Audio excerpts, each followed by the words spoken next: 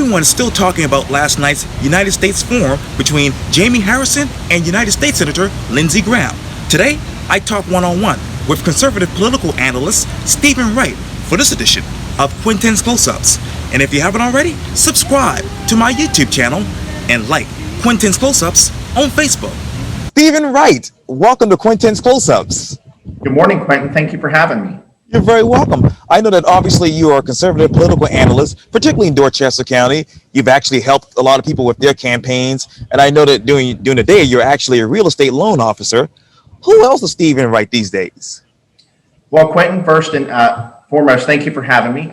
As you said, I've worked on campaigns. I remember the first campaign I ever worked on in my life. I was in 5th grade. My grandmother's neighbor was running for county council. And I thought it was interesting, the political process. And so at a very young age, I became engaged. From that time, I've supported candidates, conservative Republican candidates up and down the ticket, whether it's working in the presidential race in 2016 or even working for local state Senate candidates or county council candidates. I've been engaged almost my entire life. And I'm engaged because I believe that it's important for everyone to participate in the process and ensure we elect solid people to political office. What is that process right now? Well, right now it's very polarizing, unfortunately. It's very heated. Our country has unfortunately been pushed. Everybody's been pushed into their respective partisan corners. And I think, unfortunately, hopefully, after we get through this election, the country can come together. I believe that there are areas where Republicans and Democrats can work together. And I think it would be great if all leaders focused on those areas instead of what most specifically divides the country. Let me take you to last night, because obviously we know that United States Senator Lindsey Graham and obviously Jaime Harrison, the Democratic candidate for his seat, actually had a forum up in Spartanburg.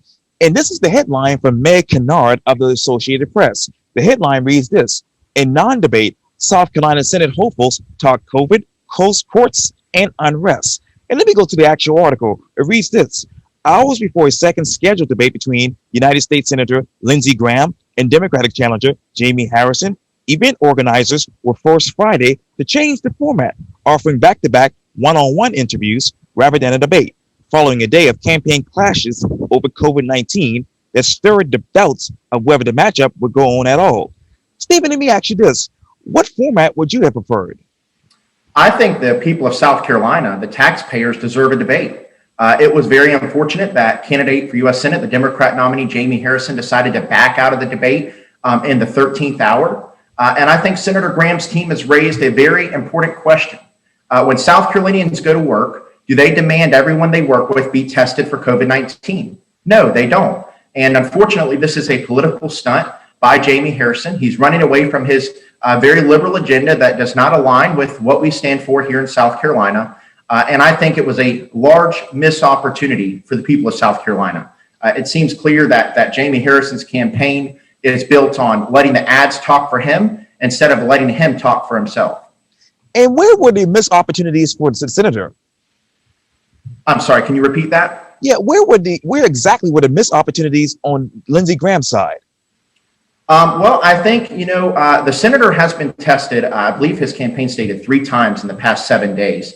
And so the senator was attempting to be as, flexible as possible. If you remember, in the last debate, Jaime Harrison put up a plexiglass in between himself and the senator. The CDC guidelines state very clearly that if someone is exposed to someone with COVID-19, they should be tested. And until that test is returned, they should quarantine. Senator Graham has been tested 3 times, 3 negative tests.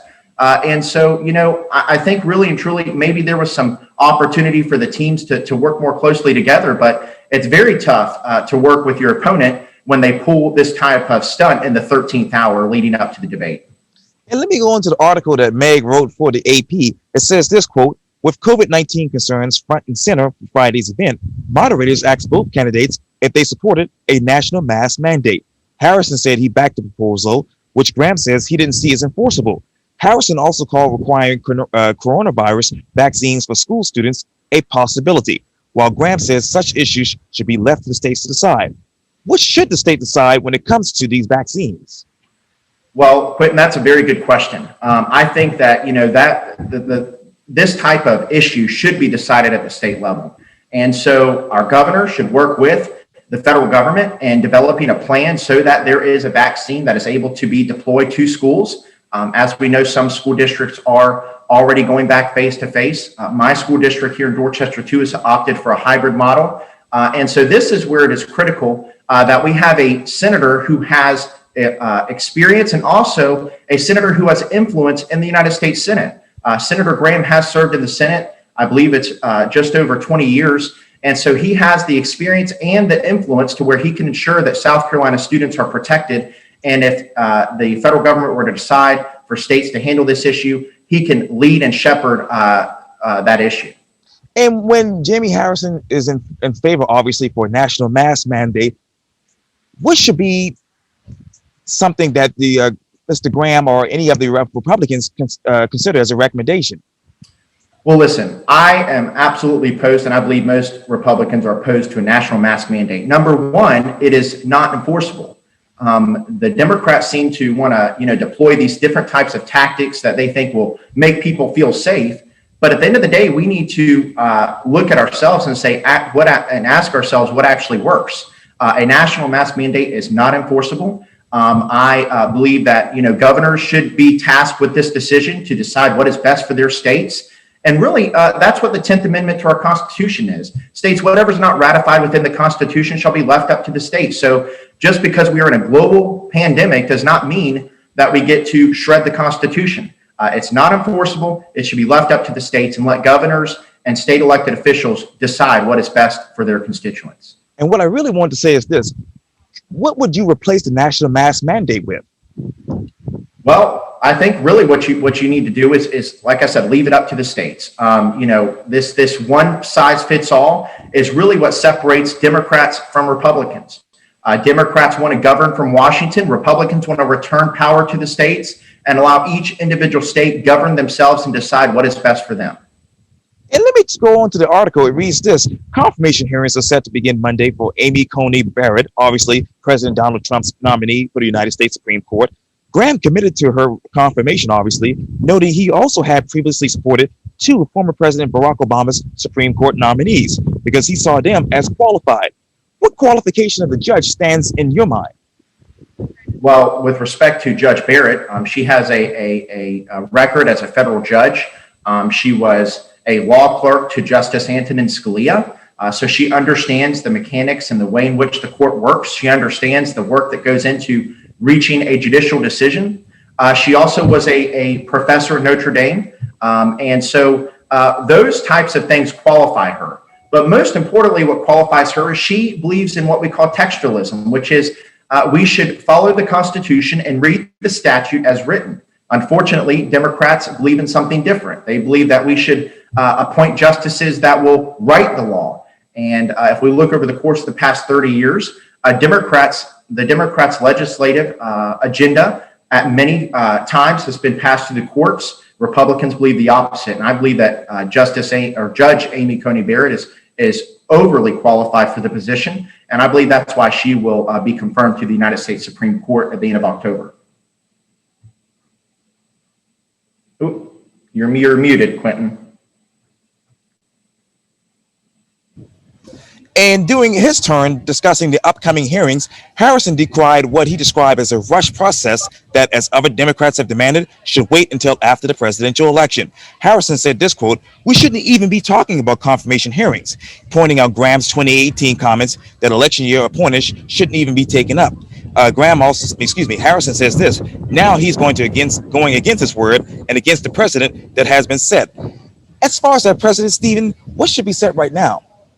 I think we should follow the existing precedent, which is 19 times when a vacancy has opened during a presidential election, 17 of those times when the president and the Senate were of the same party, there was a nomination made and a confirmation completed. That's the precedent. Now, we need to be clear. Democrats, if they were in this position, they wouldn't even think. As President Trump said, the only difference is they would act faster. Another thing when it comes to precedent is that if you look at the average Supreme Court justice, They are confirmed between 30 to 45 days. And so the Constitution is clear. A president and his powers are for 4 years. They're not for 3 years. They're not for 3.5 years. They're for 4 years. President Trump is acting within his constitutional authority, and he has an obligation to the people to fill the seat. Now, Justice Ginsburg as well, she stated that president served for 4 years. And so we should follow her example. And lastly, I believe that this election, there's going to be litigation that will reach the Supreme Court. And it is absolutely important that we have a full court who can hear the case and ensure that there is not a decision that is 4-4. We will have a majority decision on whatever the case may be. And Meg went on to say this, quote, to close out each segment, the candidates were asked different questions, that is, on social issues. Harrison described himself as supporting abortion rights and said those decisions should be, quote, between a woman, her doctor, and her God. Between a woman, her doctor, and her God. What decisions should be made when it comes to abortion rights in South Carolina? Well, as a Republican state, we are very conservative. As a conservative state, we believe in the right to life. And Democrats, they used to believe that abortions should be rare. But unfortunately now they support an agenda where you can get an abortion all the way up until the 9th month. For myself and many Republicans, we believe life begins at conception. I have my own pro-life story that I could tell one day. But the fact of the matter is, those decisions, while it is important to have that decision between God, the doctor, and the woman, we also have to remember that the Constitution enshrines rights to the unborn child. Even in California, if someone were to murder a pregnant woman, they are charged with double murder. And so at the end of the day, we should respect the right to life. We should pass the 20-week bill in the South Carolina State House. We should pass the heartbeat bill. And I think the voters deserve to know where's the line drawn for Jaime Harrison. To date, he's endorsed by Planned Parenthood, who supports abortion on demand, which basically means you can get an abortion all the way up until the 40th week of pregnancy. And obviously, Meg writes this too, quote, asked if he supports same-sex marriage, Graham said he accepted the United States Supreme Court's ruling on the matter and, quote, will honor the law of the land. Stephen, let me ask you this. Do you agree with the law of the land right now on this issue? I do not. And the reason I do not is I believe that marriage, the right to same-sex marriage, should be decided at the state level. This is once again an example, which I stated previously in this interview, where Democrats have passed their agenda through the courts. The court in that decision, I believe, misinterpreted the law. The Constitution states in the 10th Amendment, anything that is not enshrined in the Constitution should be decided at the state level. And so I think that issue should be decided at each individual state level. And I do disagree with that Supreme Court decision.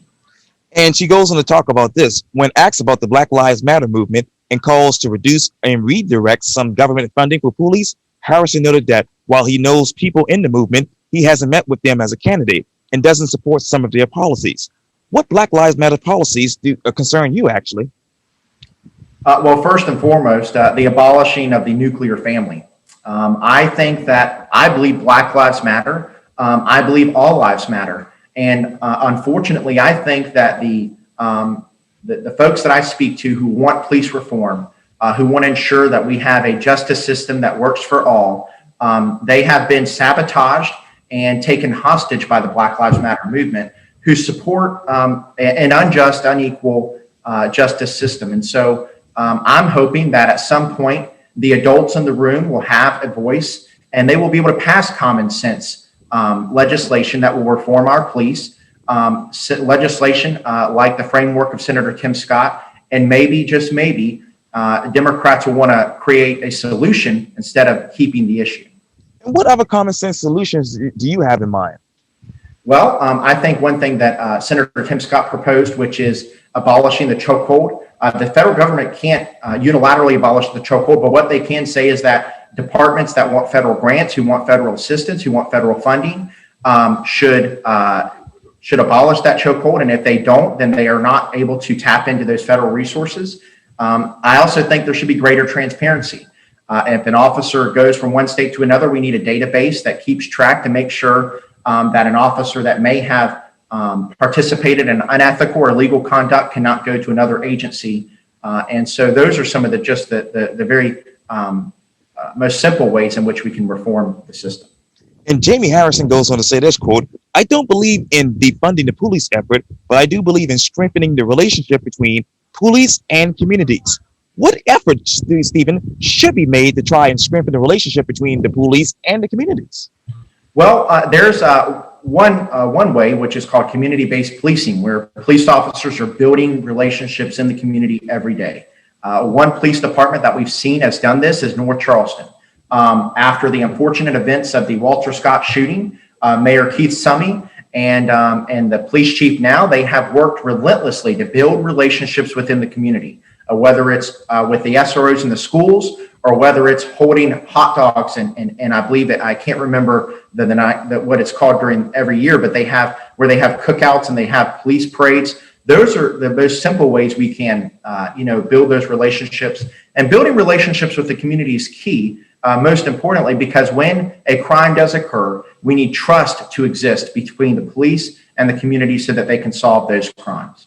Where's your trust with the police and where's your trust with the community?